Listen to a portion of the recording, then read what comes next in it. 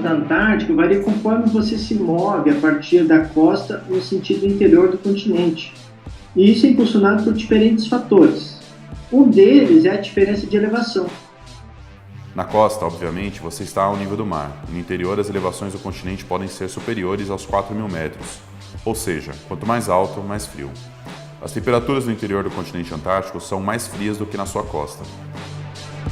O oceano que circunda a Antártica é um dos lugares mais tempestuosos do nosso planeta, principalmente pelo fato da Antártica não possuir nenhuma conexão com outros países, tornando o caminho livre para a formação de tempestades, pois não existe formação de barreiras físicas.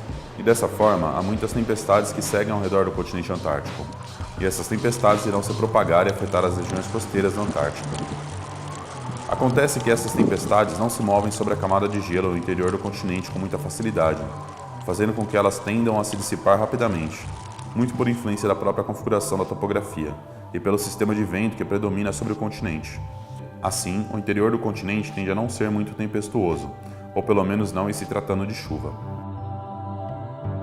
Outra diferença entre o litoral e o interior do continente é a quantidade de umidade presente na atmosfera. Obviamente, se você estiver perto da costa, você tem oceanos nas proximidades, o que favorece para que você tenha quantidades relativamente grandes de umidade, e por isso tende a ser um ambiente mais nublado e com maior quantidade de precipitação. Considera-se precipitação todas as formas de água, líquida ou sólida, que caem das nuvens alcançando o solo. Entre as diferentes formas podemos citar garoa, chuva, granizo, cristais de gelo, neve, entre outras formas. Quando nos movemos para o interior do continente, há pouca umidade disponível, há pouca cobertura de nuvens e, consequentemente, pouca precipitação. Quando analisamos a quantidade de precipitação, no interior do continente existem lugares que ficam com menos de 50 milímetros de precipitação por ano em forma de neve, enquanto que na região litorânea os valores de precipitação anual podem ultrapassar os 2.000 milímetros, variando entre chuva líquida e na forma de neve. Para você ter uma ideia do que significa isso, a precipitação média anual do estado de São Paulo é de 1.500 milímetros.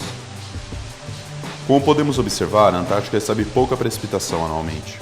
E este fato talvez seja contraintuitivo, porque pensamos que a Antártica, com toda a sua imensidão de cobertura de gelo, pudesse receber grandes quantidades de precipitação. Sendo assim, como podemos obter essa quantidade de gelo se a Antártica recebe apenas alguns milímetros de precipitação todos os anos?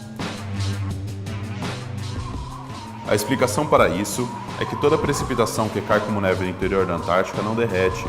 As temperaturas são tão frias que as camadas de neve vão acumulando ano após ano, década após década, século após século, até que tenhamos centenas de metros de neve acumulada.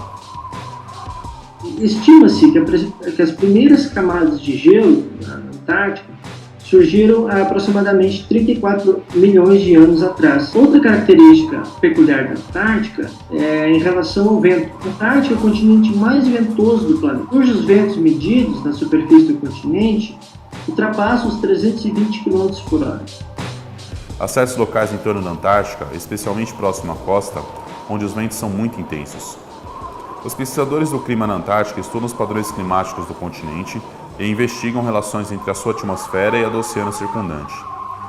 Essa pesquisa se torna ainda mais importante com as preocupações sobre o aumento das mudanças climáticas globais.